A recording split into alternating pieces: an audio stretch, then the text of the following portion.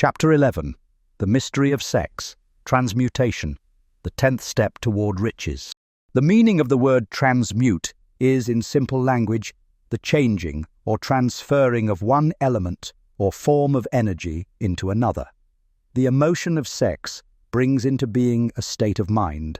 Because of ignorance on the subject, this state of mind is generally associated with the physical, and because of improper influences, to which most people have been subjected in acquiring knowledge of sex, things essentially physical have highly biased the mind. The emotion of sex has back of it the possibility of three constructive potentialities. They are: 1. The perpetuation of mankind. 2. The maintenance of health. As a therapeutic agency, it has no equal. 3. The transformation of mediocrity into genius through transmutation.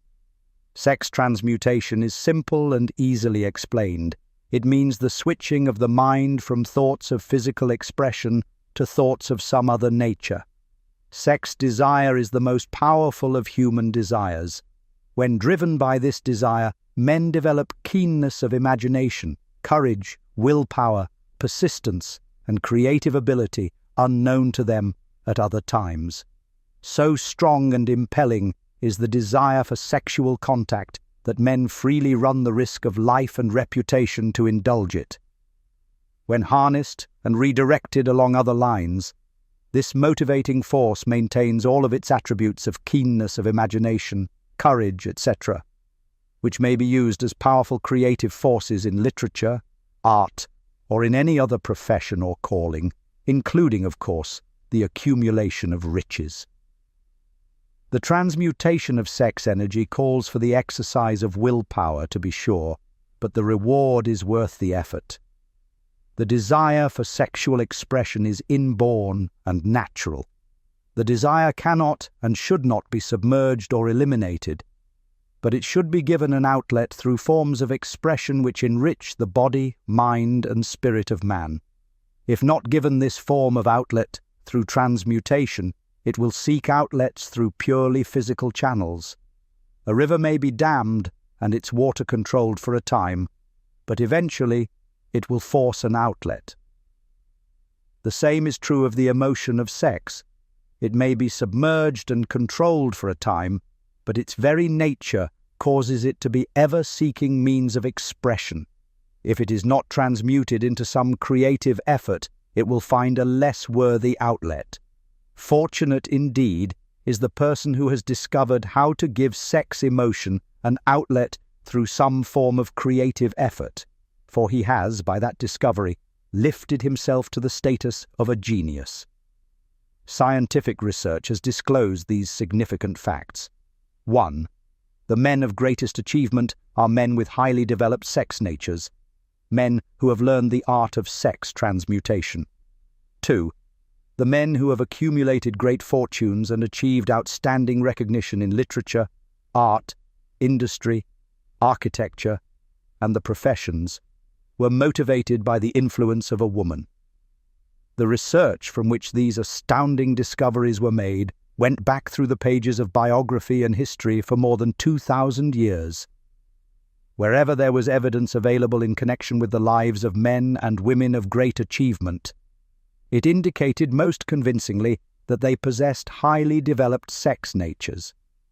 The emotion of sex is an irresistible force, against which there can be no such opposition as an immovable body. When driven by this emotion, men become gifted with a superpower for action. Understand this truth, and you will catch the significance of the statement that sex transmutation will lift one to the status of a genius. The emotion of sex contains the secret of creative ability. Destroy the sex glands, whether in man or beast, and you have removed the major source of action. For proof of this, observe what happens to any animal after it has been castrated.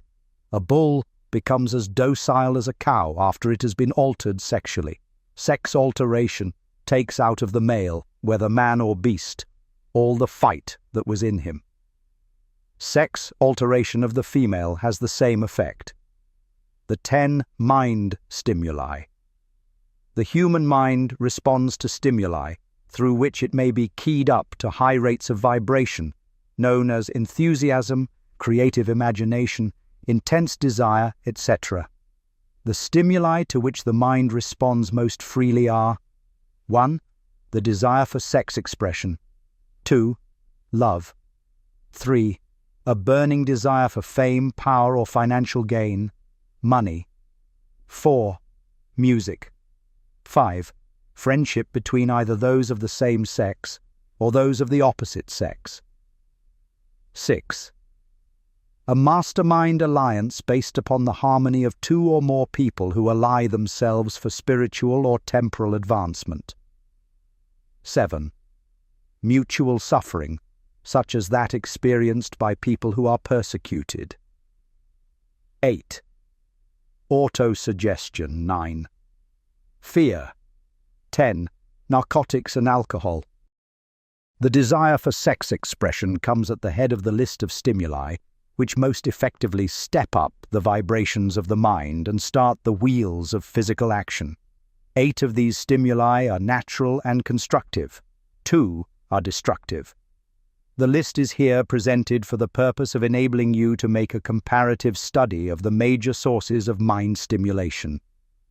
From this study, it will be readily seen that the emotion of sex is, by great odds, the most intense and powerful of all mind stimuli.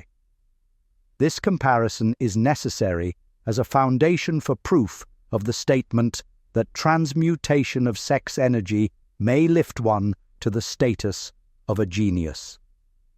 Let us find out what constitutes a genius. Some wiseacre has said that a genius is a man who wears long hair, eats queer food, lives alone, and serves as a target for the joke-makers. A better definition of a genius is a man who has discovered how to increase the vibrations of thought to the point where he can freely communicate with sources of knowledge not available through the ordinary rate of vibration of thought. The person who thinks will want to ask some questions concerning this definition of genius.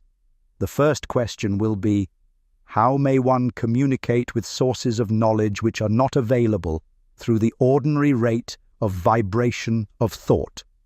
The next question will be, are there known sources of knowledge which are available only to genii, and if so, what are these sources, and exactly how may they be reached? We shall offer proof of the soundness of some of the more important statements made in this book, or at least we shall offer evidence through which you may secure your own proof through experimentation, and in doing so, we shall answer both of these questions. Genius is developed through the sixth sense. The reality of a sixth sense has been fairly well established. This sixth sense is creative imagination. The faculty of creative imagination is one which the majority of people never use during an entire lifetime, and if used at all, it usually happens by mere accident. A relatively small number of people use, with deliberation and purpose aforethought, the faculty of creative imagination. Those who use this faculty voluntarily and with understanding of its functions are genii. The faculty of creative imagination is the direct link between the finite mind of man and infinite intelligence. All so-called revelations, referred to in the realm of religion, and all discoveries of basic or new principles in the field of invention take place through the faculty of creative imagination. When ideas or concepts flash into one's mind through what is popularly called a hunch, they come from one or more of the following sources. 1. Infinite intelligence. 2. One's subconscious mind, wherein is stored every sense impression and thought impulse which ever reached the brain through any of the 5 senses. 3. From the mind of some other person who has just released the thought or picture of the idea or concept through conscious thought. Or 4. From the other person's subconscious storehouse. There are no other known sources from which inspired ideas or hunches may be received. The creative imagination functions best when the mind is vibrating due to some form of mind stimulation at an exceedingly high rate. That is, when the mind is functioning at a rate of vibration higher than that of ordinary, normal thought. When brain action has been stimulated through one or more of the 10 mind stimulants, it has the effect of lifting the individual far above the horizon of ordinary thought and permits him to envision distance, scope, and quality of thoughts not available on the lower plane, such as that occupied while one is engaged in the solution of the problems of business and professional routine. When lifted to this higher level of thought, through any form of mind stimulation, an individual occupies relatively the same position as one who has ascended in an airplane to a height from which he may see over and beyond the horizon line which limits his vision while on the ground. Moreover, while on this higher level of thought, the individual is not hampered or bound by any of the stimuli which circumscribe and limit his vision while wrestling with the problems of gaining the 3 basic necessities of food, clothing, and shelter. He is in a world of thought in which the ordinary, workaday thoughts have been as effectively removed as are the hills and valleys and other limitations of physical vision when he rises in an airplane. While on this exalted plane of thought, the creative faculty of the mind is given freedom for action. The way has been cleared for the 6th sense to function. It becomes receptive to ideas which could not reach the individual under any other circumstances. The 6th sense is the faculty which marks the difference between a genius and an ordinary individual. The creative faculty becomes more alert and receptive to vibrations, originating outside the individual's subconscious mind. The more this faculty is used, and the more the individual relies upon it and makes demands upon it for thought impulses. This faculty can be cultivated and developed only through use. That which is known as one's conscience operates entirely through the faculty of the 6th sense. The great artists, writers, musicians, and poets become great because they acquire the habit of relying upon the still, small voice which speaks from within through the faculty of creative imagination. It is a fact well known to people who have keen imaginations that their best ideas come through so-called hunches. There is a great orator who does not attain to greatness until he closes his eyes and begins to rely entirely upon the faculty of creative imagination. When asked why he closed his eyes just before the climaxes of his oratory, he replied, "I do it, because then I speak through ideas which come to me from within." One of America's most successful and best-known financiers followed the habit of closing his eyes for 2 or 3 minutes before making a decision. When asked why he did this, he replied, "With my eyes closed, I am able to draw upon a source of superior intelligence."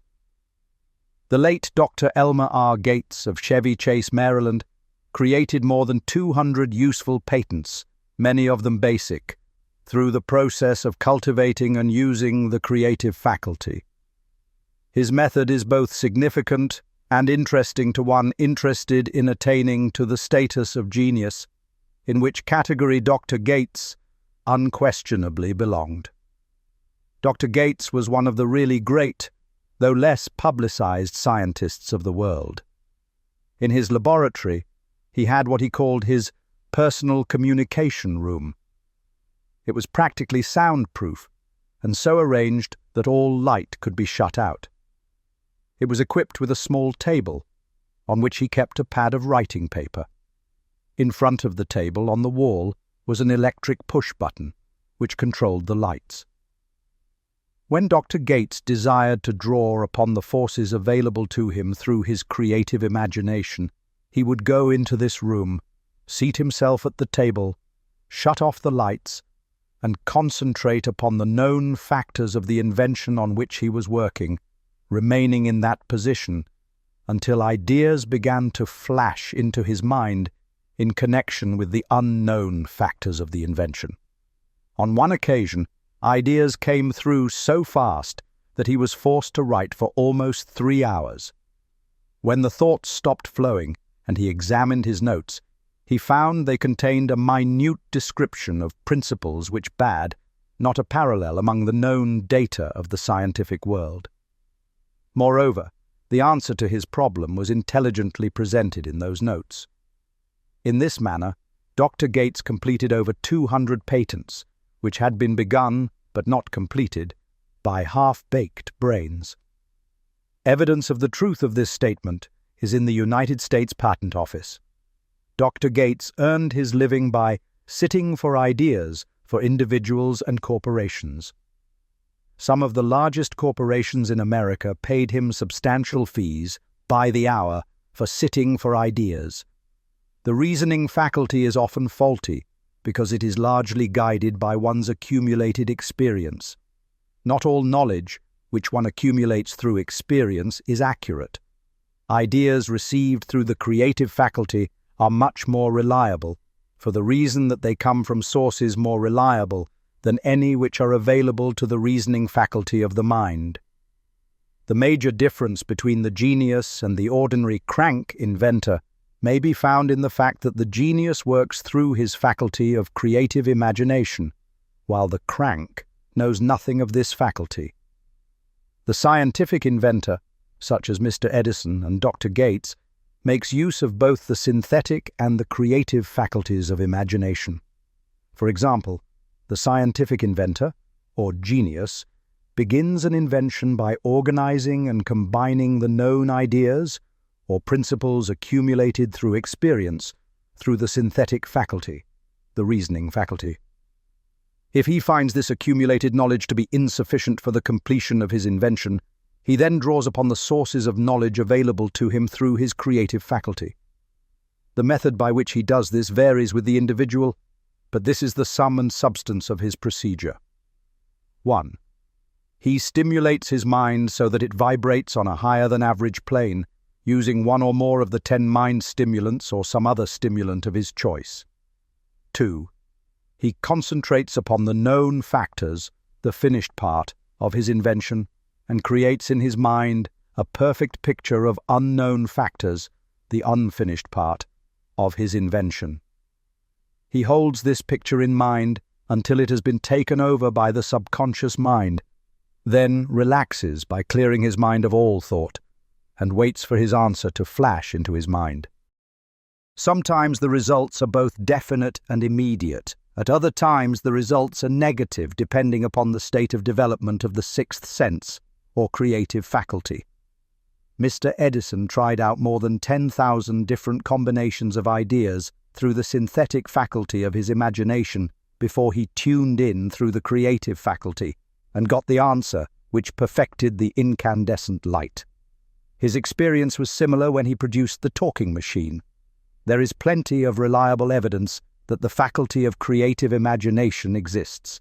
This evidence is available through accurate analysis of men who have become leaders in their respective callings without having had extensive educations. Lincoln was a notable example of a great leader who achieved greatness through the discovery and use of his faculty of creative imagination. He discovered and began to use this faculty as the result of the stimulation of love which he experienced after he met Anne Rutledge, a statement of the highest significance in connection with the study of the source of genius. The pages of history are filled with the records of great leaders whose achievements may be traced directly to the influence of women who aroused the creative faculties of their minds through the stimulation of sex desire. Napoleon Bonaparte was one of these. When inspired by his first wife, Josephine, he was irresistible and invincible. When his better judgment or reasoning faculty prompted him to put Josephine aside, he began to decline. His defeat and St. Helena were not far distant. If good taste would permit, we might easily mention scores of men, well known to the American people, who climbed to great heights of achievement under the stimulating influence of their wives, only to drop back to destruction after money and power went to their heads, and they put aside the old wife for a new one.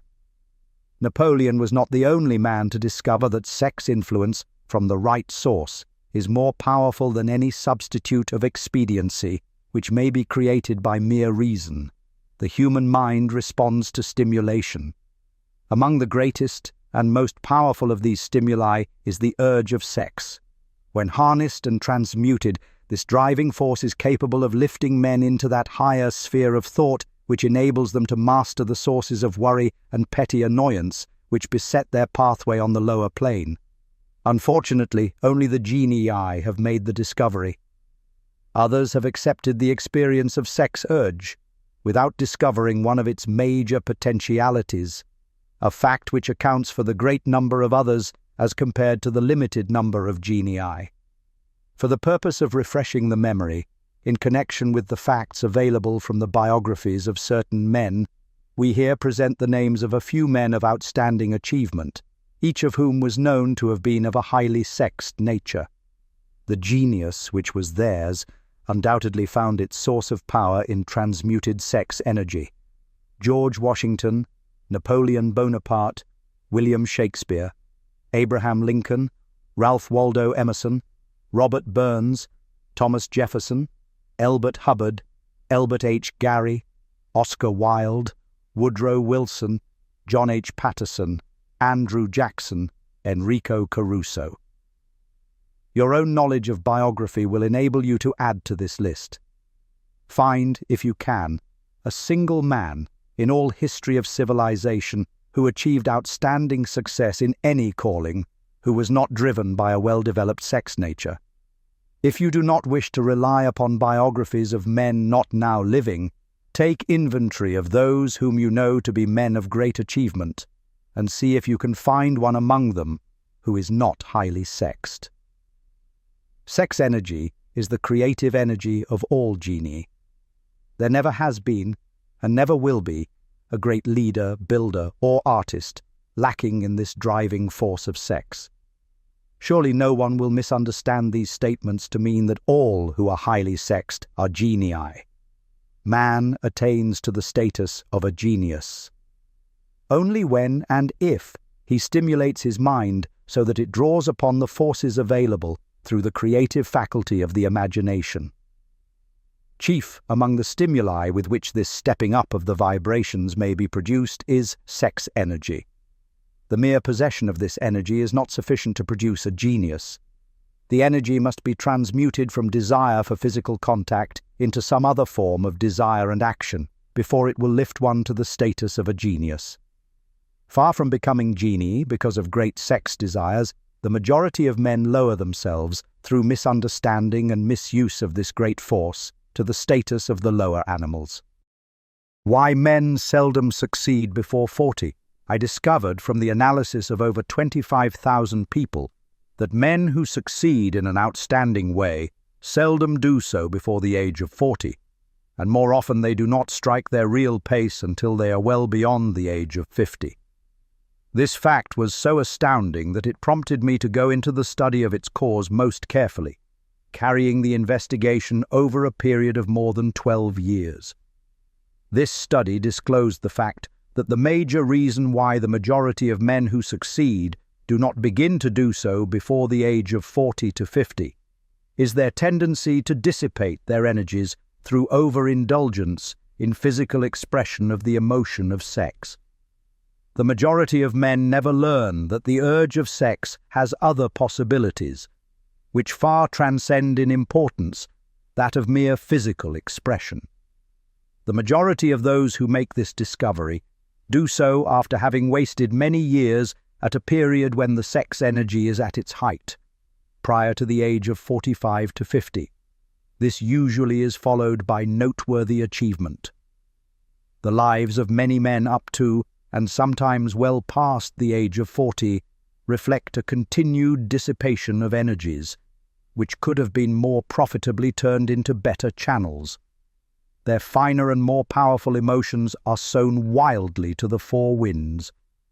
Out of this habit of the male grew the term sowing his wild oats.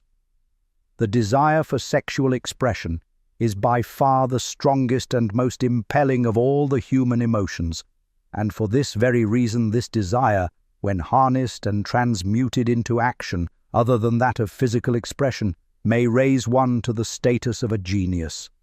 One of America's most able businessmen frankly admitted that his attractive secretary was responsible for most of the plans he created. He admitted that her presence lifted him to heights of creative imagination, such as he could experience under no other stimulus. One of the most successful men in America owes most of his success to the influence of a very charming young woman who has served as his source of inspiration for more than 12 years. Everyone knows the man to whom this reference is made, but not everyone knows the real source of his achievements. History is not lacking in examples of men who attained to the status of genii as the result of the use of artificial mind stimulants in the form of alcohol and narcotics. Edgar Allan Poe wrote The Raven while under the influence of liquor, dreaming dreams that mortal never dared to dream before. James Whitcomb. Riley did his best writing while under the influence of alcohol. Perhaps it was thus he saw the ordered intermingling of the real and the dream, the mill above the river and the mist above the stream. Robert Burns wrote best when intoxicated. For Auld Lang Syne, my dear, we'll take a cup of kindness yet for Auld Lang Syne. But let it be remembered that many such men have destroyed themselves in the end. Nature has prepared her own potions with which men may safely stimulate their minds, so they vibrate on a plane that enables them to tune in to fine and rare thoughts which come from no man knows where. No satisfactory substitute for nature's stimulants has ever been found. It is a fact well known to psychologists that there is a very close relationship between sex desires and spiritual urges, a fact which accounts for the peculiar behavior of people who participate in the orgies known as religious revivals, common among the primitive types. The world is ruled, and the destiny of civilization is established by the human emotions. People are influenced in their actions, not by reason so much as by feelings. The creative faculty of the mind is set into action entirely by emotions, and not by cold reason. The most powerful of all human emotions is that of sex. There are other mind stimulants, some of which have been listed, but no one of them, nor all of them combined, can equal the driving power of sex. A mind stimulant is any influence which will either temporarily or permanently increase the vibrations of thought.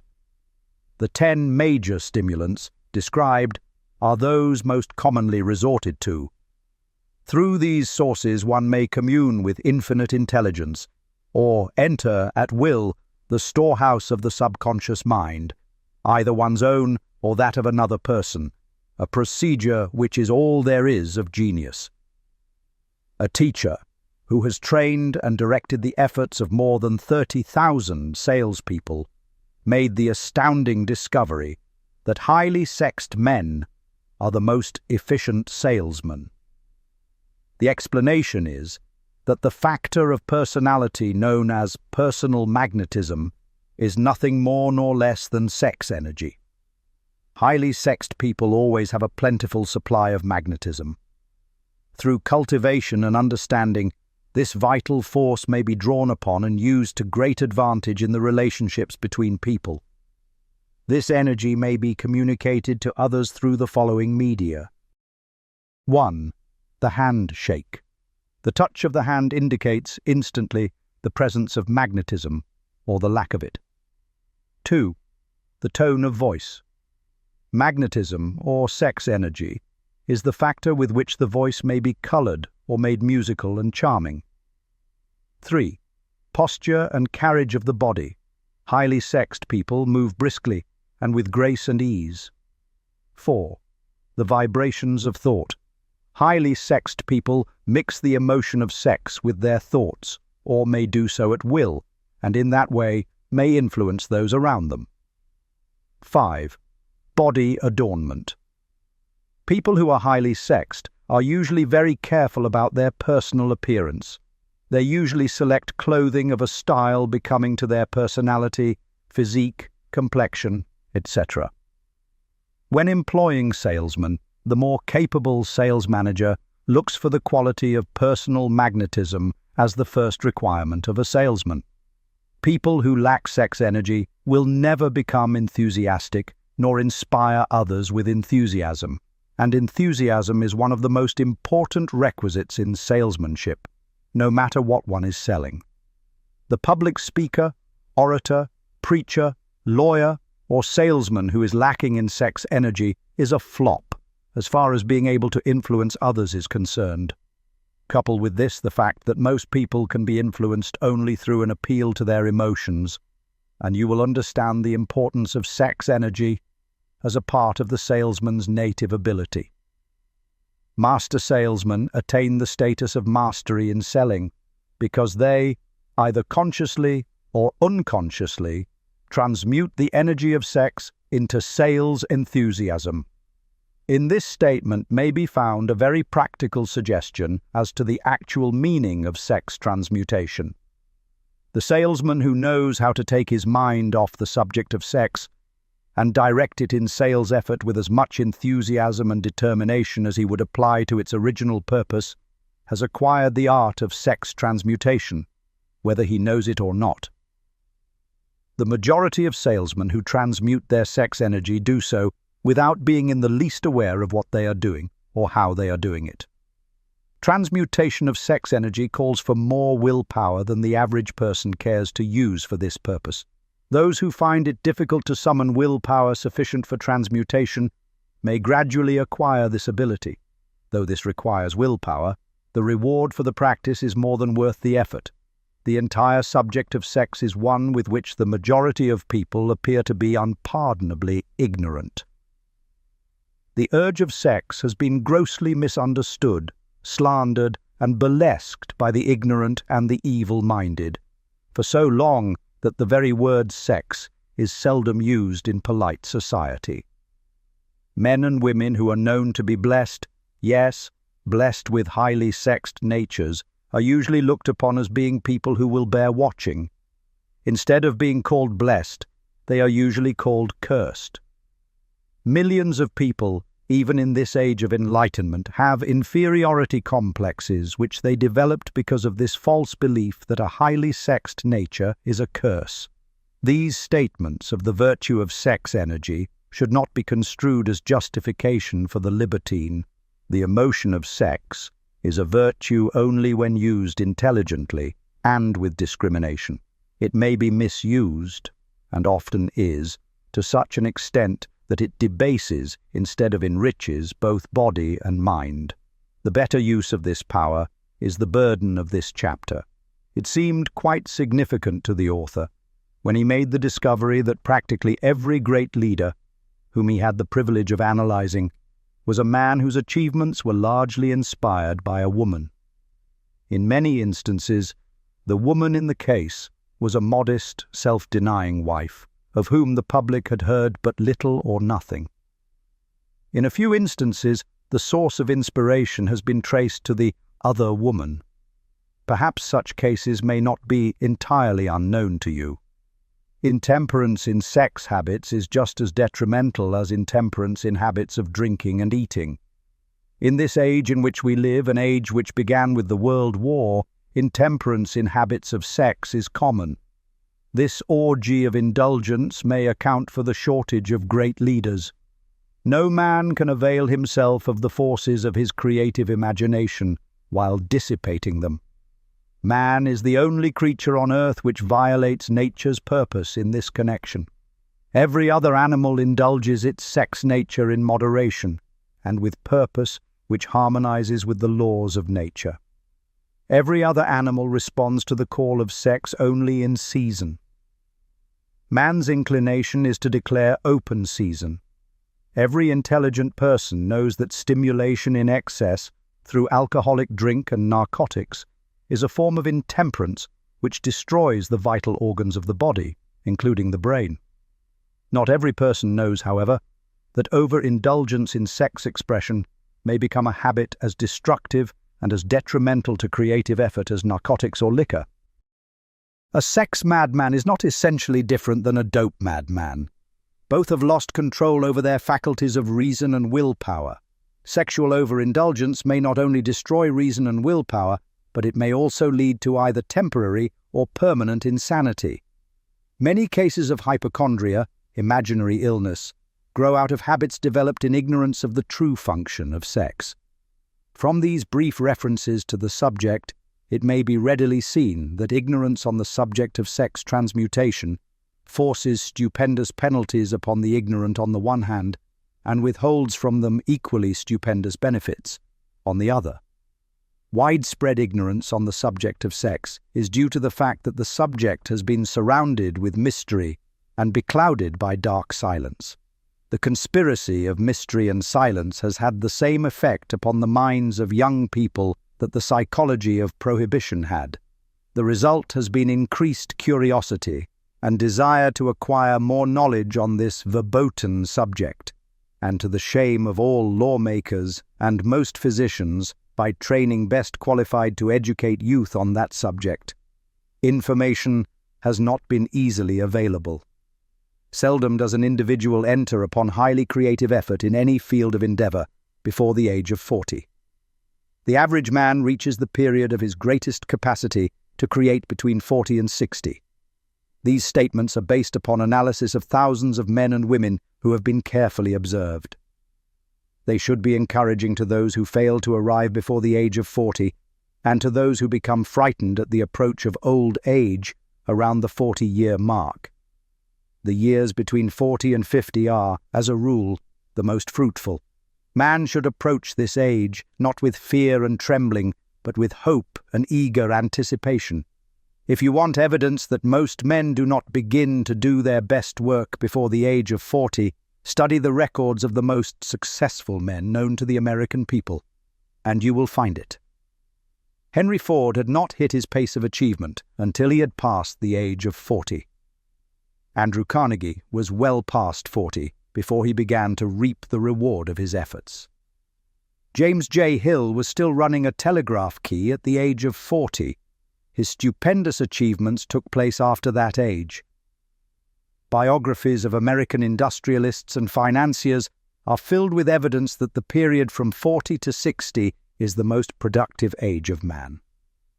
Between the ages of 30 and 40, man begins to learn, if he ever learns, the art of sex transmutation.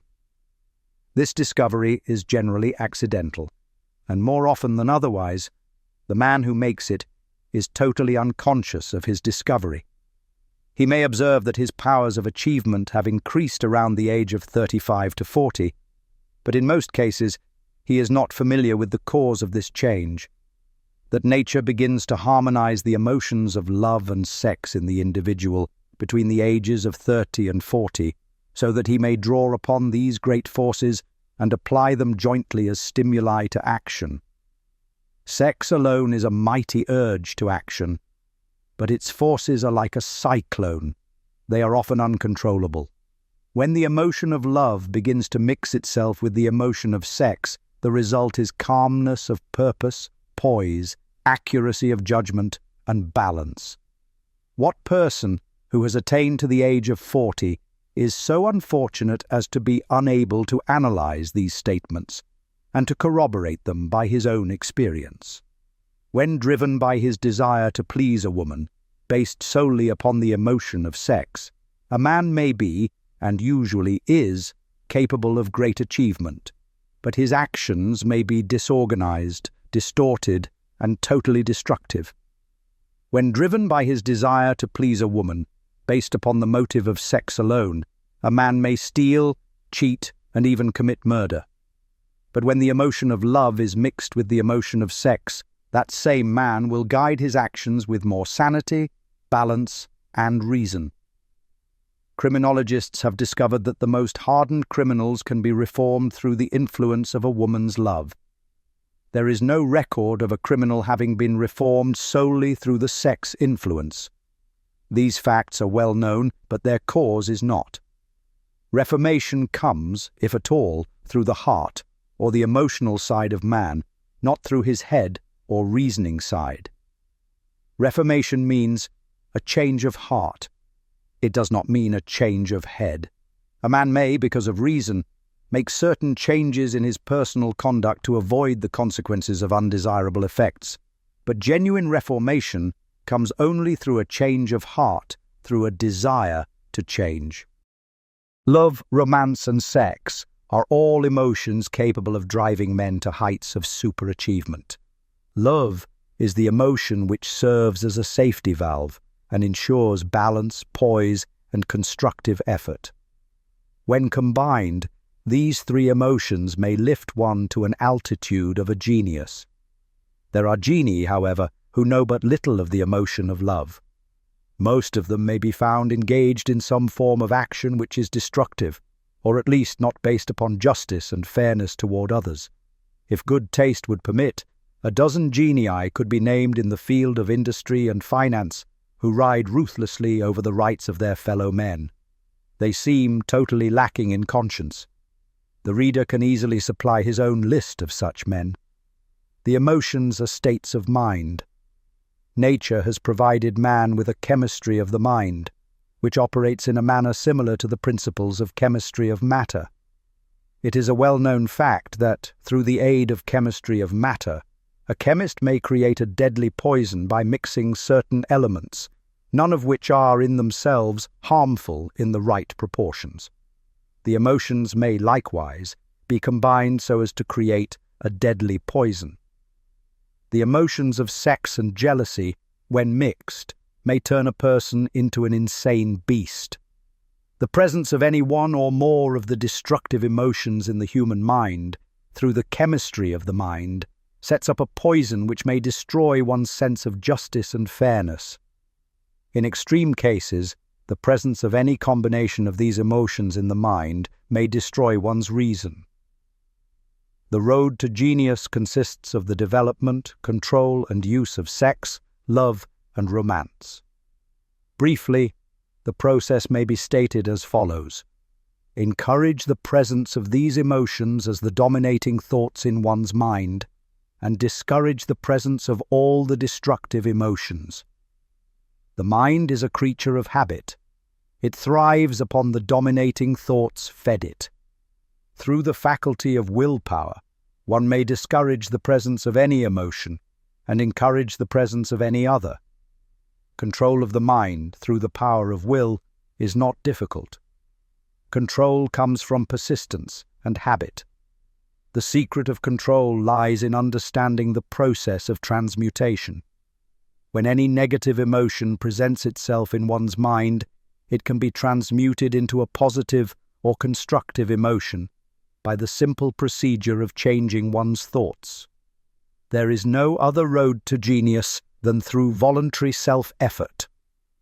A man may attain to great heights of financial or business achievement solely by the driving force of sex energy, but history is filled with evidence that he may, and usually does, carry with him certain traits of character which rob him of the ability to either hold or enjoy his fortune. This is worthy of analysis, thought, and meditation, for it states a truth, the knowledge of which may be helpful to women as well as men. Ignorance of this has cost thousands of people their privilege of happiness, even though they possessed riches. The emotions of love and sex leave their unmistakable marks upon the features. Moreover, these signs are so visible that all who wish may read them. The man who is driven by the storm of passion, based upon sex desires alone, plainly advertises that fact to the entire world by the expression of his eyes and the lines of his face. The emotion of love, when mixed with the emotion of sex, softens, modifies, and beautifies the facial expression. No character analyst is needed to tell you this. You may observe it for yourself. The emotion of love brings out and develops the artistic and the aesthetic nature of man. It leaves its impress upon one's very soul, even after the fire has been subdued by time and circumstance. Memories of love never pass. They linger, guide, and influence long after the source of stimulation has faded. There is nothing new in this. Every person who has been moved by genuine love knows that it leaves enduring traces upon the human heart. The effect of love endures because love is spiritual in nature. The man who cannot be stimulated to great heights of achievement by love is hopeless. He is dead, though he may seem to live. Even the memories of love are sufficient to lift one to a higher plane of creative effort. The major force of love may spend itself and pass away, like a fire which has burned itself out, but it leaves behind indelible marks as evidence that it passed that way. Its departure often prepares the human heart for a still greater love. Go back into your yesterdays at times, and bathe your mind in the beautiful memories of past love. It will soften the influence of the present worries and annoyances. It will give you a source of escape from the unpleasant realities of life, and maybe, who knows, your mind will yield to you during this temporary retreat into the world of fantasy, ideas or plans which may change the entire financial or spiritual status of your life. If you believe yourself unfortunate because you have loved and lost, perish the thought. One who has loved truly can never lose entirely. Love is whimsical and temperamental. Its nature is ephemeral and transitory. It comes when it pleases and goes away without warning. Accept and enjoy it while it remains, but spend no time worrying about its departure. Worry will never bring it back. Dismiss also the thought that love never comes but once. Love may come and go, times without number, but there are no two love experiences which affect one in just the same way. There may be, and there usually is, one love experience which leaves a deeper imprint on the heart than all the others, but all love experiences are beneficial, except to the person who becomes resentful and cynical when love makes its departure. There should be no disappointment over love, and there would be none if people understood the difference between the emotions of love and sex. The major difference is that love is spiritual, while sex is biological. No experience which touches the human heart with a spiritual force can possibly be harmful, except through ignorance or jealousy. Love is without question life's greatest experience. It brings one into communion with infinite intelligence. When mixed with the emotions of romance and sex, it may lead one far up the ladder of creative effort. The emotions of love, sex, and romance are sides of the eternal triangle of achievement-building genius. Nature creates genii through no other force. Love is an emotion with many sides, shades, and colors. The love which one feels for parents or children is quite different from that which one feels for one's sweetheart. The one is mixed with the emotion of sex, while the other is not. The love which one feels in true friendship is not the same as that felt for one's sweetheart, parents, or children, but it too is a form of love. Then there is the emotion of love for things inanimate, such as the love of nature's handiwork. But the most intense and burning of all these various kinds of love is that experienced in the blending of the emotions of love and sex.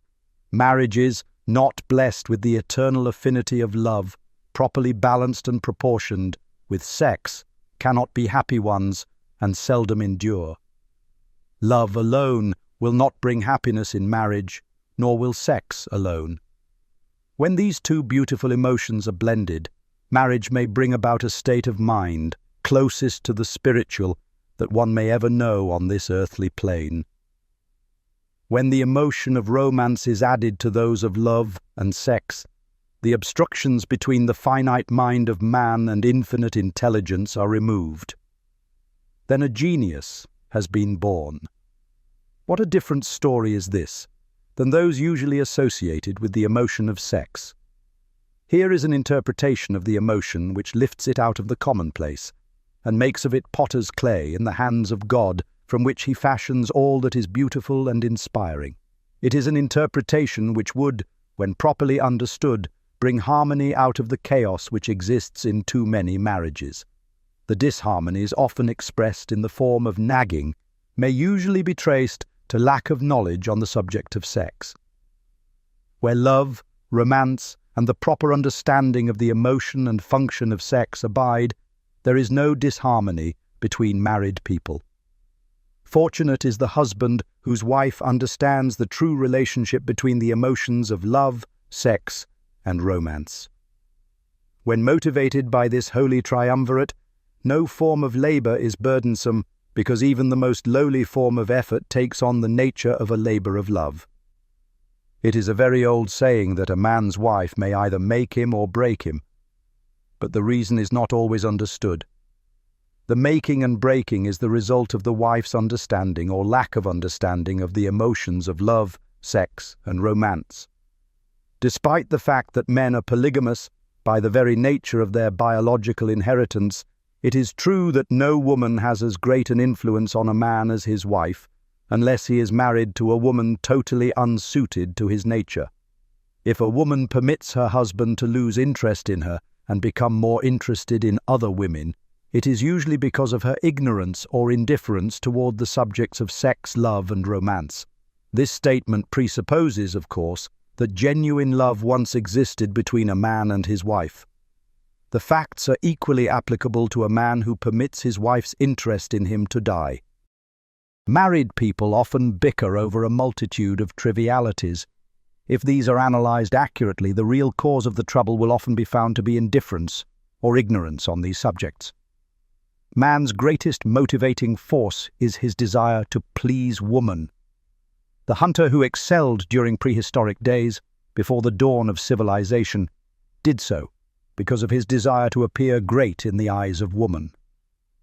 Man's nature has not changed in this respect.